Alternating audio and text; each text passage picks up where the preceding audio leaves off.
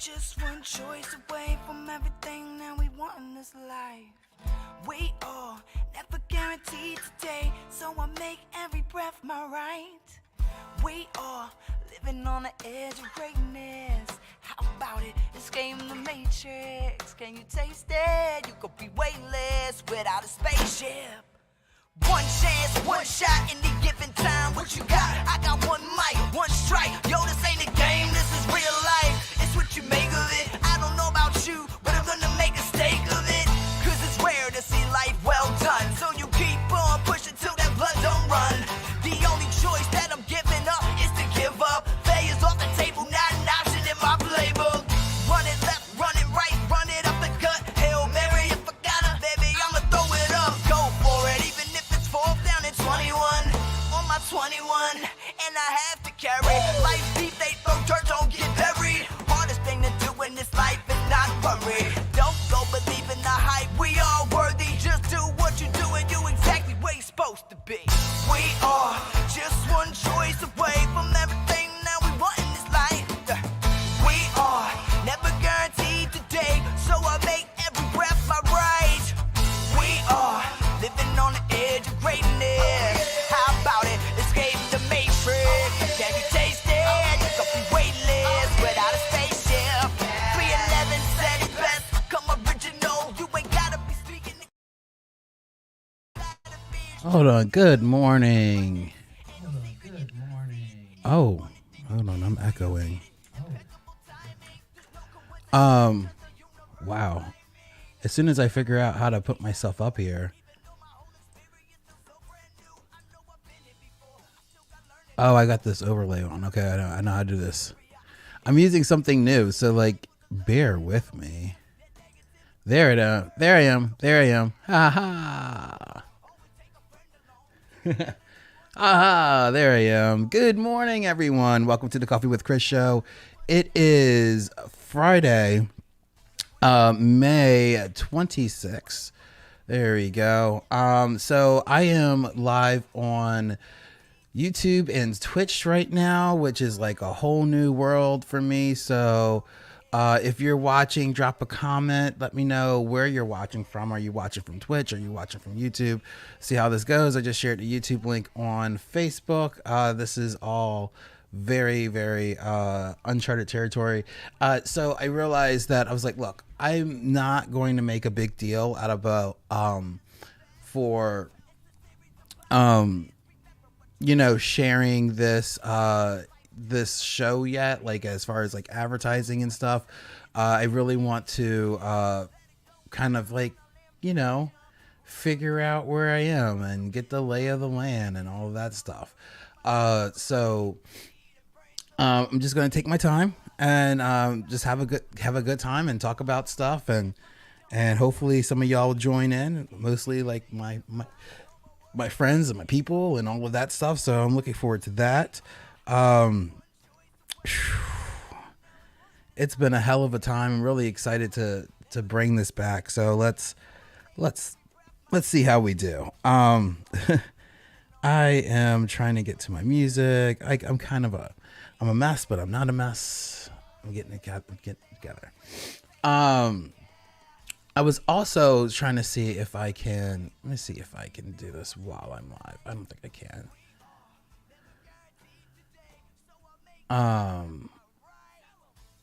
Let's see if I can actually stream this. I'm gonna try to figure this out. Look at it, we're figuring things out on the fly.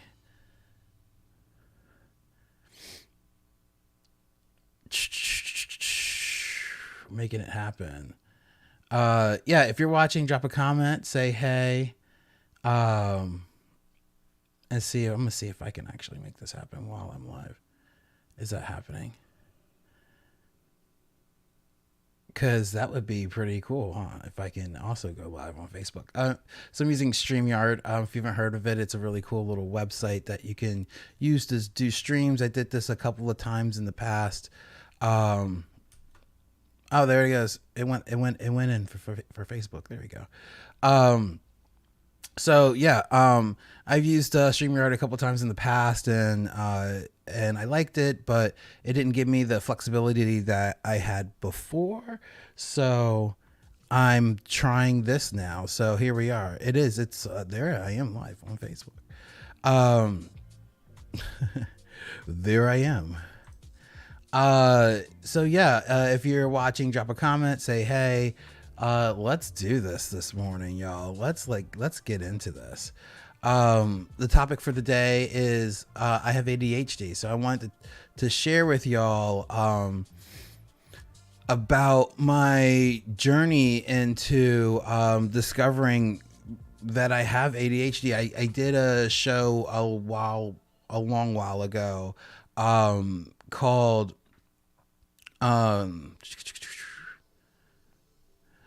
good morning, Rick.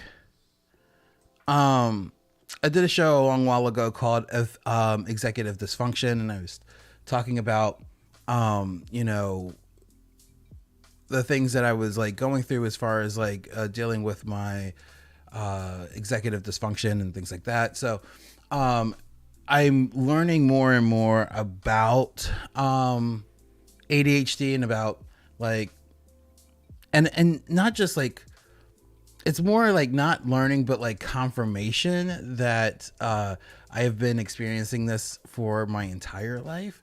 And that, you know, there was no real conversation about what this is for a person in the 80s and 90s. So, you know, I just kind of suffered. And I struggled through school. I struggled, at home. I struggled with relationships.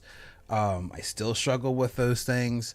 I just kind of know myself a little bit better now. So like, it's easier for me to just say, you know, for example, like my best friend is like definitely going through things, and I told her, I was like, look, you know, I'm here for you. I love you. If you need me, you need to tell me. You need to ask, because like I have like this daily routine that if you don't like interrupt it, then I will not think of it. And that's just kind of how it is. It's like, if you don't show up and like go, hey, I need you, and especially like in a way that feels like urgent or like very direct, it goes the wayside. I know, I've one of the other things I know people have said, you know, Chris never responds to like text messages and stuff like that. It's like, if it is not a direct ask, it's really hard for me to, break focus on something that I'm working on. So those are things that I'm like learning about myself, and I apologize for pouring my coffee like while I'm talking to y'all, because normally I try to have this ready before I go. But those are things that I've learned about myself, and that I've had to be very, open and honest about to, the people I care about, because that is just where I am now. So yeah, I am catching my breath here, getting things ready, for what's coming next for the show. So before I get really into the ADHD conversation, just a couple of updates about Coffee with Chris. So I'll be doing the show Mondays and Fridays at 9 a.m. I'm going to do it just like this. I think that for the time being, until we get until the viewership picks back up and all that stuff, because coming back after not doing the show for over a year, and then at a different time and different days and stuff like that, it's going to take a while to come back. I'm not putting a lot of stress on myself on the show right now. I just still want to make sure that this time and this schedule works for me as well. But I really miss doing the show. I miss talking to y'all.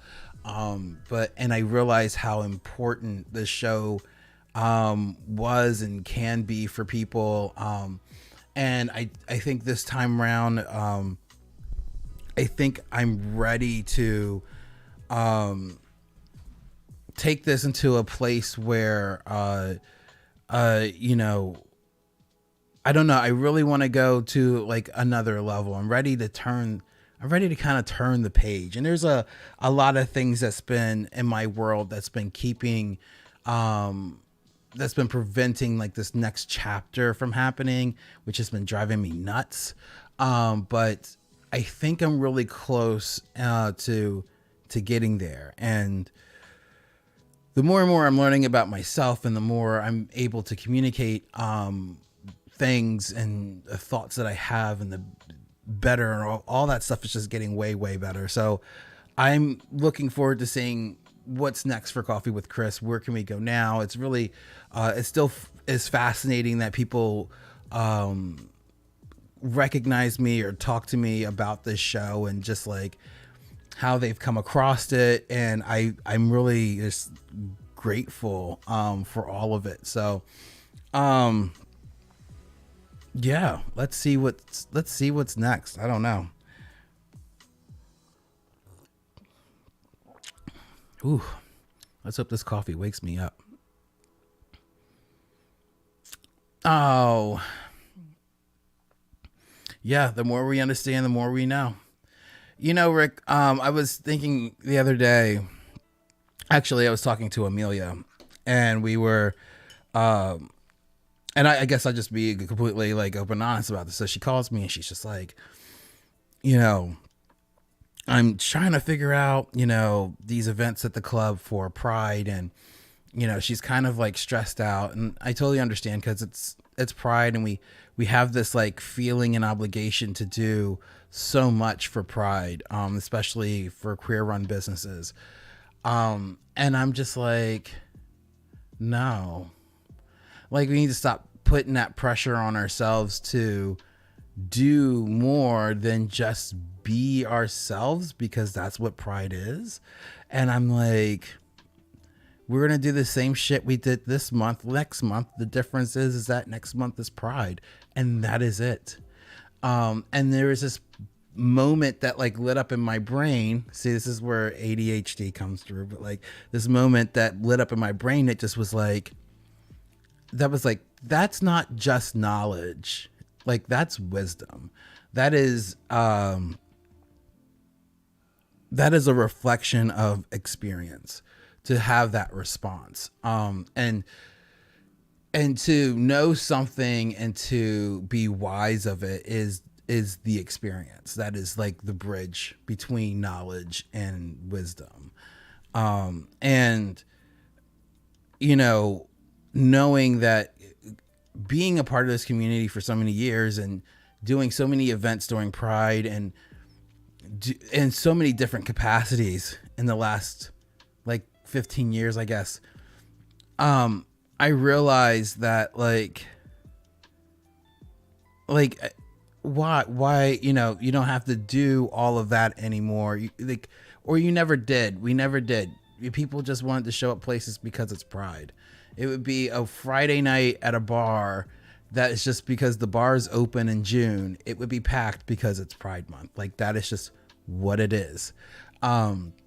So being able to have that conversation and then like realize that that was a reflection of experience made me feel really good. It made me feel good about the decisions that I've made, good and bad and other. And like, it made me realize that my experiences were not for nothing. It was, I actually learned something. That's always a fun realization when you're like, oh, I learned something today. So this episode is called, you know, this episode is called I Have ADHD. So how do I want to talk about ADHD? I see so many videos, especially like because the algorithm has like now will feed me these videos all day about, you know, people who experience ADHD and like what they go through. And it's been very eye-opening for me. But also a lot of the content creators that I've been seeing who have ADHD all have one thing in common that I do not share. And that is they are mostly all white, and not all white, but like not poor white people. So I wanted to share, and I don't think any of them are queer that I've see the videos for. So I'm not saying that this doesn't exist in that space. It's just that this is the content that I've been fed with. Oh, good morning, Kiwi. Coming in from Twitch. Yay. So the content that I've been getting has been from like mostly white folks who are not poor and who are not queer. So like there is definitely some differences in response and how ADHD may affect you as a social minority, or someone who's black, or someone who's AFAB, and so on and so forth. So I guess I will share my experience with it, because I know that some social conditioning has played a big factor into how I cope, or how I haven't coped with it. So hopefully this might help someone who is also going through ADHD and be like, you know what, that also happened to me, and I just couldn't relate to X, Y, and Z on the internet. So let's see how it goes. So I have been diagnosed with ADHD as of 2017, 2018. I went to a psychiatrist. I've always suffered from depression. That's been my big thing.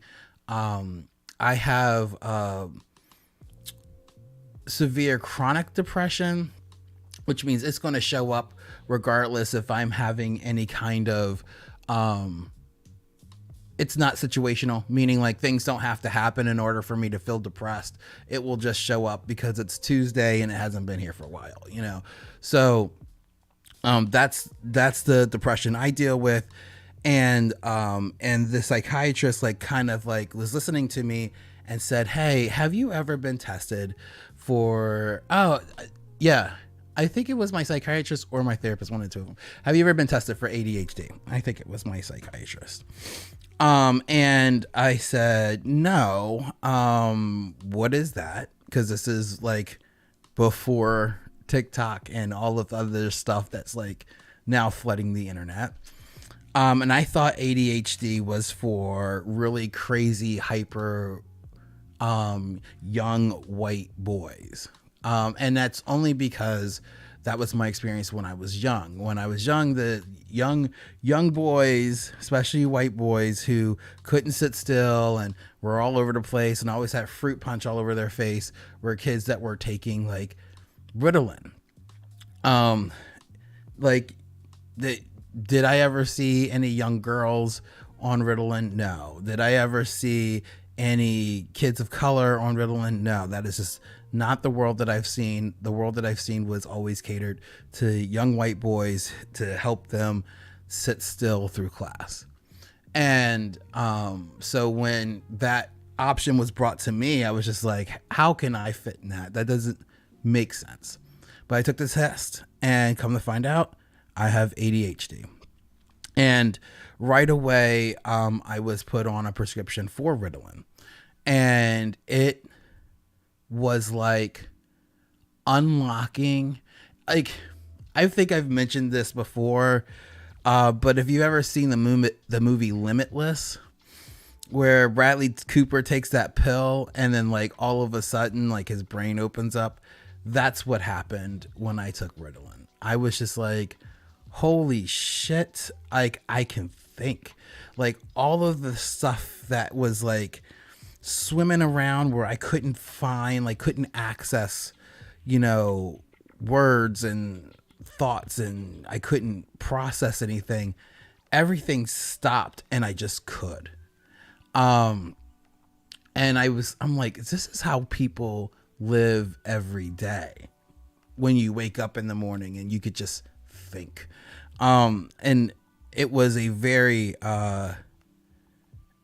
it was a crazy time when I first started, because I just wanted to do everything. At that time I was like I wanted to I started the queer book, and,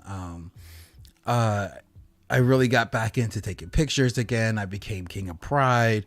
I got really active again. Like, things really,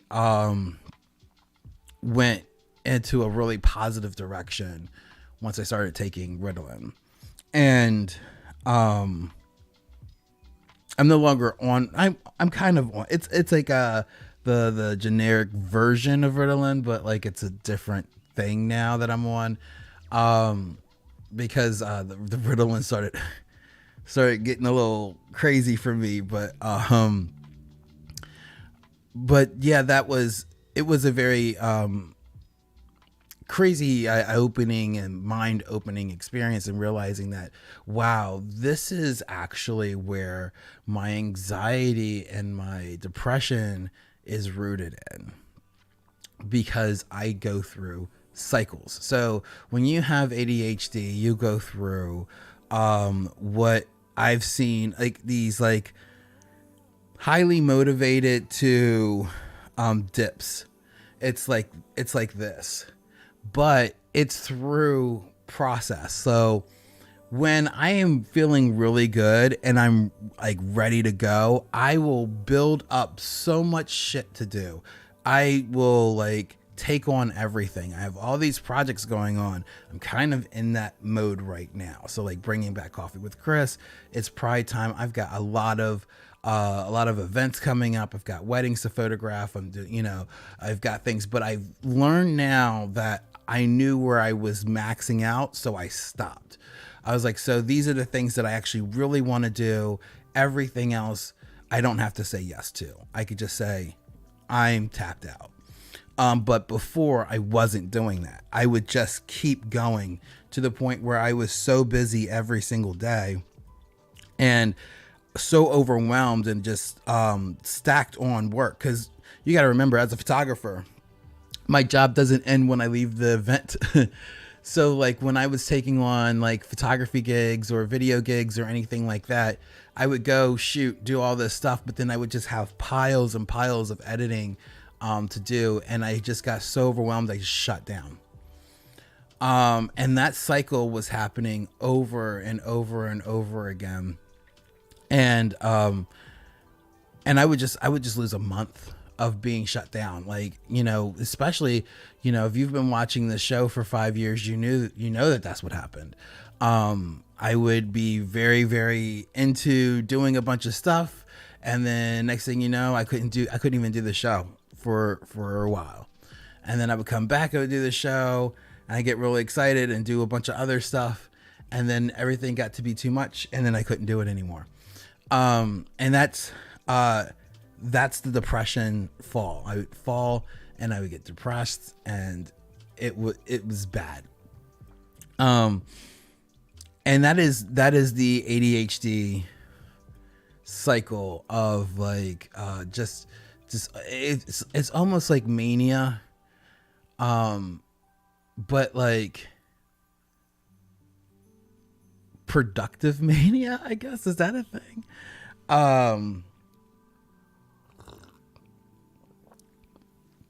So that's one of those things. But and in that mania, you experience something called hyperfixation. So you would get really, really involved with something, and it's all you could think about. I remember when I started the queer book, I remember dreaming about the process of it, like how I was going to keep track of everybody's pictures, where I was going to travel to, how I was going to travel, how all of my equipment was going to get packed, what equipment I needed. Like, and it was like, almost like I couldn't sleep. I was just constantly thinking about creating this process to go photograph all these people. And I'm like pulling all of my experiences from doing school pictures to, how to, functionally like set up, and break down, my photography, and like all this is so fucking deep. And I was just like, could not stop thinking about it. And then when we went to Pittsburgh, I get to that shoot and like no one shows up because it was like a fucking monsoon. It wasn't that like people weren't going to come, but it was raining so hard the day of the shoot. I mean, it was like flood rain. Like I think there was a flood warning. It was bad. And trying to drive home from Pittsburgh in that rain, and I was just so defeated and so tired. It knocked the wind out of the sails for the queer book. It really did. And my brain just completely shut off from it. And I look back and, every so often I get the Facebook memories about the queer book and all that stuff. And I still look at those pictures and I'm still like, that was such a great project. I still want to like go back and explore it, but I can't even imagine getting back into it because I don't even know how I did it. I don't even know how I did it. That is hyperfixation, is like completely getting lost into something so deep to the point where you're like, your brain and your body are moving and so deep of a sync that you like, I don't have any recollection of like how I even did a lot of that stuff. And like, look, queer book was in the newspapers around the country. The queer book it got a lot of attention and I could not keep up. I couldn't keep it. It was just like,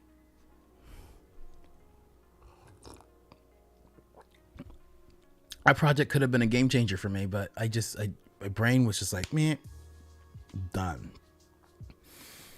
And like right after that, good morning, David. And then right after that, I went into the Eagle, and that was like a very interesting situation because hyperfixation wasn't necessarily what was happening. There was a little bit of excitement around it, but then it became obligation. And this is where another aspect of ADHD really pops through, is obligation, which means you're not necessarily showing up for yourself, but you're showing up for someone else. And you start getting really lost in someone else's ambition. And, which meant that it was really easy for me to give up my kind of autonomy in that space to just kind of be very accommodating.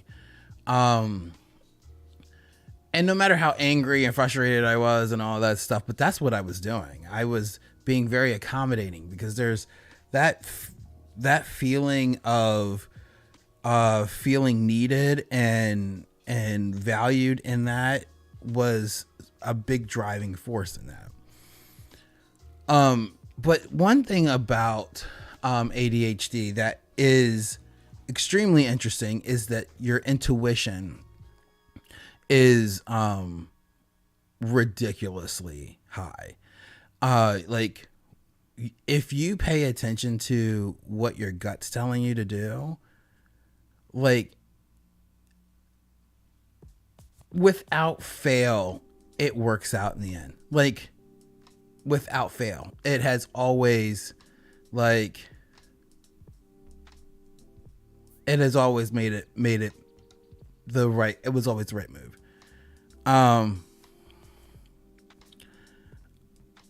So David said he went to Starbucks in Chicago. Well, I went to the Starbucks in Seattle, so you tell me. And I went to the Starbucks Reserve Roastery in Chicago too. I mean, in Seattle as well. So I'm just going to say that I don't like Starbucks coffee. It's not good. But anyways, Um, so my intuition is always right, and it may not always be right in a instant gratification kind of way. Like, it's not always going to be right. Like, oh, it worked out, that thing that I decided to do yesterday. It's not like that. So I got a lot of warnings to not go over to the Eagle. Like, people were just like, you really want to do that? That's a horrible idea. But my instinct said I should do it. And what I got from it wasn't what you would think would be what I didn't get out of it what would be considered like success of the Eagle, obviously, right? That's not what I got out of it. What I got out of it was this whole other community and group of friends that I met from there. Like, if I had not went over to the Eagle and went through that bullshit, like, a lot of the people who were watching this show today, I would not have met you.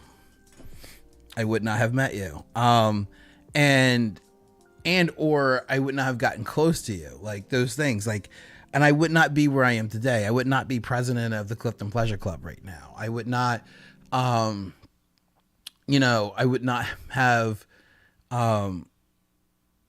had all these experiences. And I mean, I tell you, I don't even know if I would have the job that I have right now. Like, I would say that, like, if it wasn't for that really horrible experience, I wouldn't be where I am, but I needed to have that experience to get here.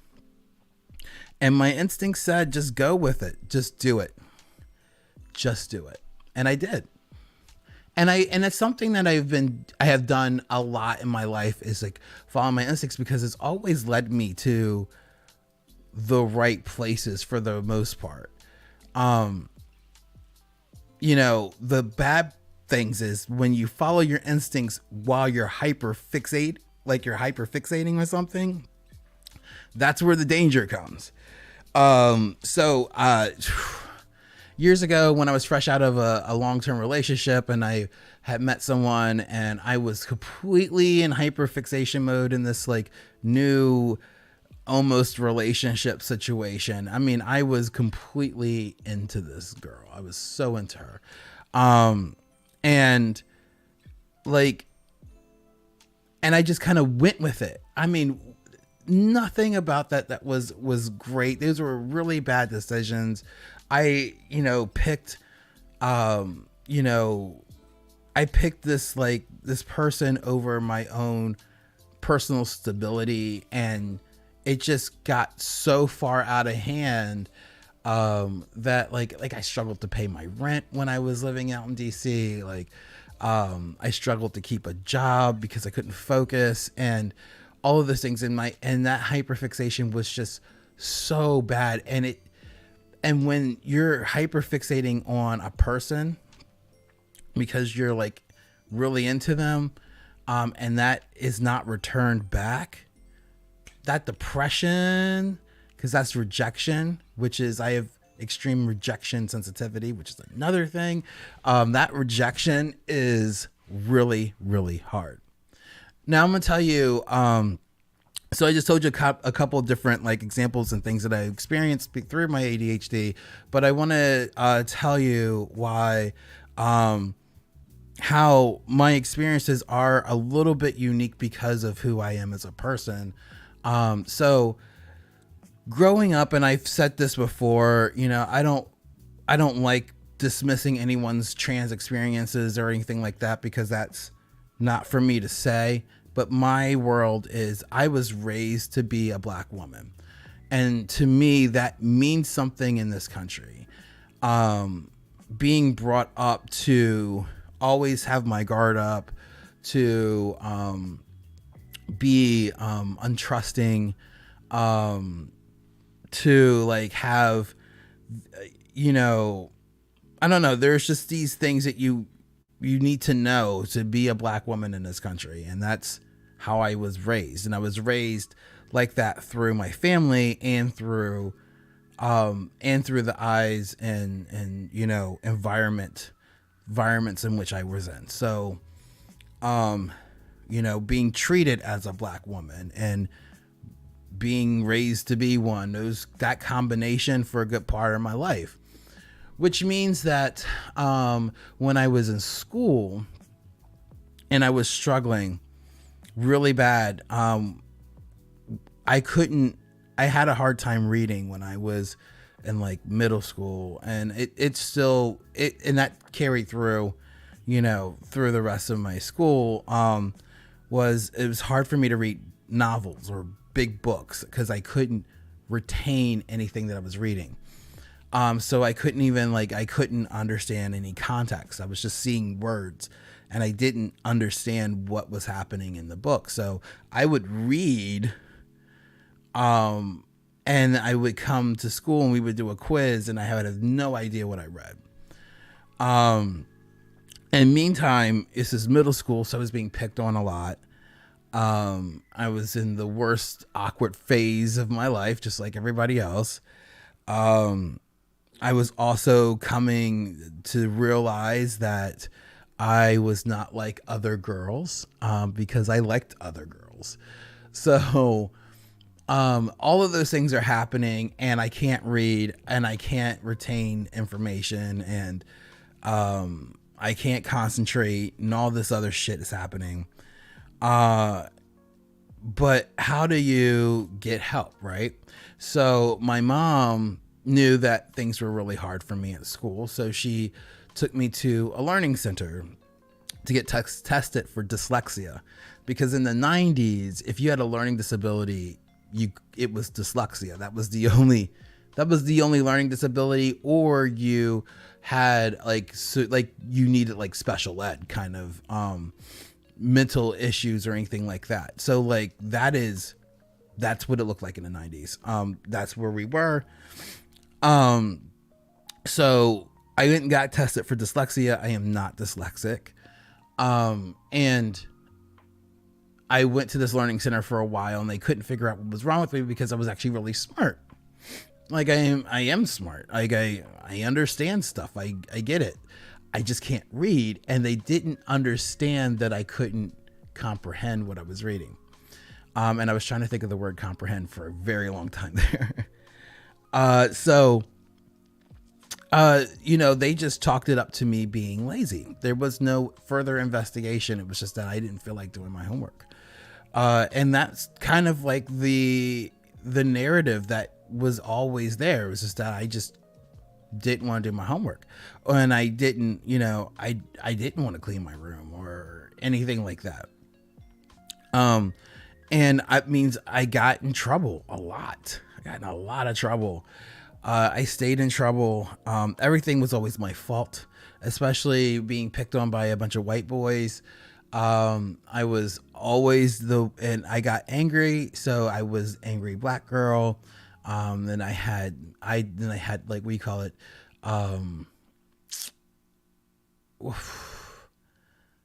like not emotional issues, but like, what do you call it when a kid can't behave, right? I don't know. So I was always in trouble. And I just didn't do well in school, and being a black girl in a school. Well, I mean, I was in a pretty diverse school, but not diverse enough. It was easier for my teachers just to think that I wasn't smart. I had a couple of teachers who actually stood for me and believed in me, and I really appreciated those teachers because they helped me get through high school and graduate on time, because I almost didn't. But that wasn't all my teachers. It was very easy to just decide that, that wasn't who I wasn't capable. Also, when you go out in the world and you feel like you have to prove yourself, when I get into my high moments, proving myself becomes extremely stressful because I have to say yes to everything. I couldn't have boundaries. There's no place to have boundaries as a black woman trying to find the come up, getting jobs and stuff like that wasn't easy. I worked at JCPenney Portrait Studio for a very long time in my late teens, like I guess like or young adult era. And even though like the way that studio was set up, it was like the only person who worked full time was the manager. So I was a part-time associate, but I was at my manager's beck and call. Every time he wanted me to come in, I came in. I had zero boundaries around that job. I'm grateful for it now because I learned so much about photography, but I just showed up for everything. And I never said no. I never said no. And I did that a lot. I did that a lot through my 20s, is that I just didn't say no. I did not, I couldn't. And then when things got too bad and I fell apart, what typically happens is that I lost everything. It became a reset, because then when I fell apart, there was no, are you okay? It was, why can't you get back up? It was, you can't sit here, you have things to do. Or there was no one trying to figure out why I was depressed. No one cared about why I was depressed. They wanted to know what happened, because that's always a thing, right? It's like, so what happened? It's like, nothing happened. This is just happening. And to see that happening in a Black woman is not a cause for concern. And I hate to say that about like my mom and about my friends and stuff like that, but this is something, racism in this country is so freaking deeply engraved into us that it doesn't register that there could have been something else going on with me. It just doesn't. I could be the most entertaining person at a party, and then the next day I was like a shell of a person. So like, things got really bad. I think around like somewhere in my really, really, really early 20s, like 20, 21, something like that. And I tried to kill myself, ended up in the hospital. And still, like, it still just was all, you have depression and, this, that, and the other. And what I got a lot of shit from like people who I was doing work for, because I couldn't do the work. So yeah, I've been sued before, because I couldn't produce what I got paid for. So it's been a really fucking hard journey to kind of stand on my feet, because every time I stood up, I fell down. And I had to get myself back up. There wasn't a lot of help to get me to stand up, because after you fall so many times, then you become unreliable. You just become unreliable, and that nobody takes you seriously. So, and that is actually consistent with when you see Black women trying to start businesses. There is a level of just not trusting that business will be successful. And no one's going to jump up to help you when you fall, because you're expected to.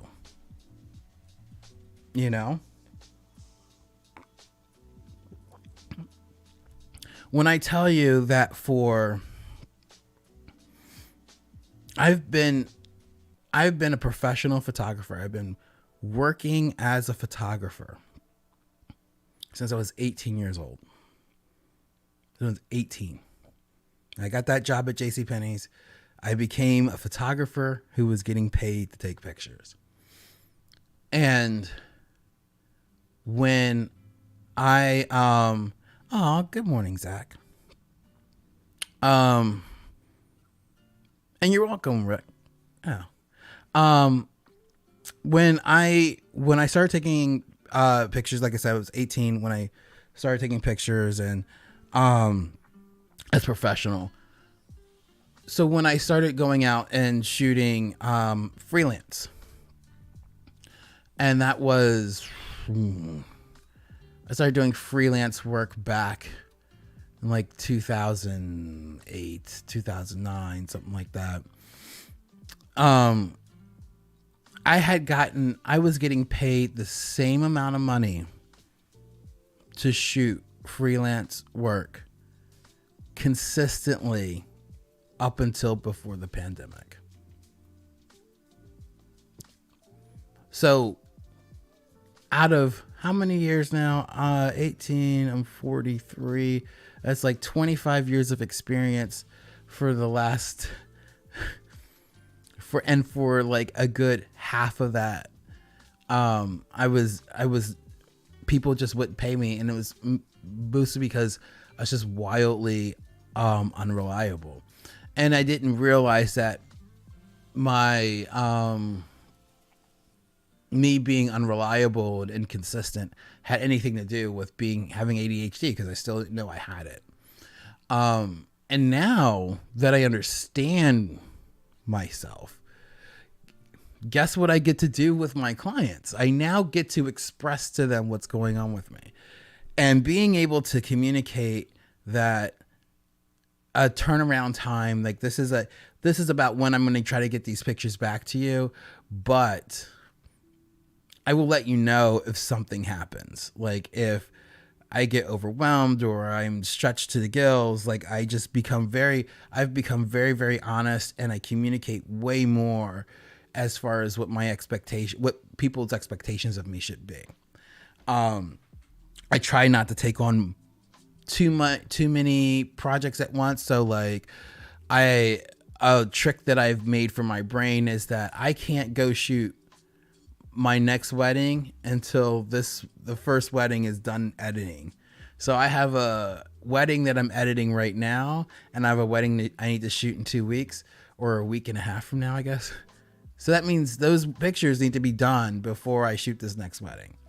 And that's kind of like where I've had to trick my brain into that, because I don't want what happened before to happen again, where everything piles up and then I crash. That is the worst situation. Bear with me, because my boss just sent me a message.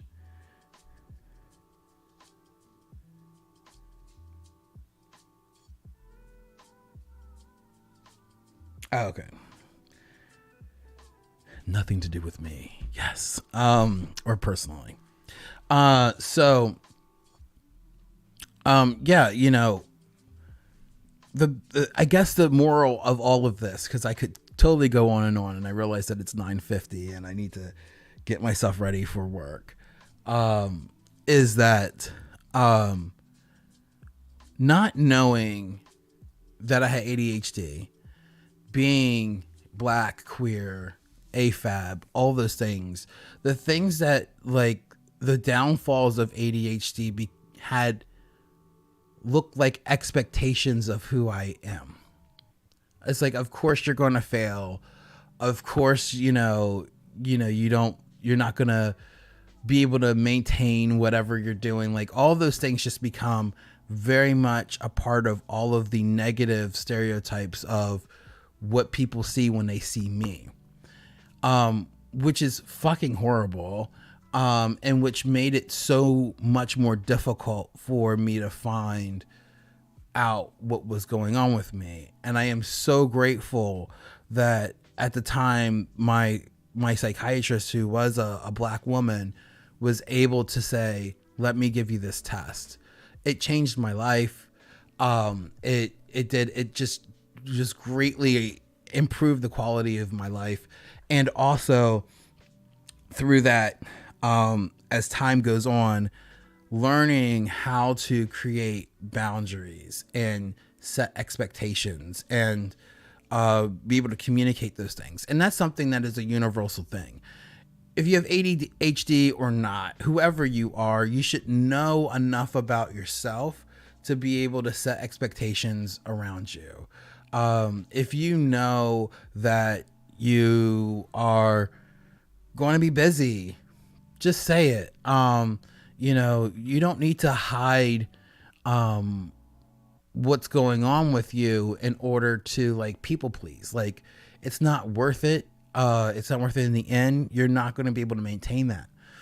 So like, if you've got a lot going on personally at home and then someone asking something of you professionally, just be honest. I do it with my job. Like, I took Monday off, and I didn't know that I was going to throw my back out last week, but I had planned to take Monday off anyway. And I told my bosses I need a mental health day. I am completely overextended. I need a day off. And, you know, little did I know that my body was going to tell me that I need to sit my ass down. And that's exactly what happened. And I'm so glad that I planned to take that day off. But I'm not afraid to say what I need anymore. I'm not afraid to say that I need some time off, or, you know, that I need more time to get something done, or that I can't get something done because I know I don't have time to do it. You know, I try to say no a lot more. For another interesting example, I've turned down work before. People who've asked something of me and I'm just like, I just can't do it right now. I was asked to shoot a wedding in October, which I hope I get to do, but I didn't. I knew better than to commit myself to something that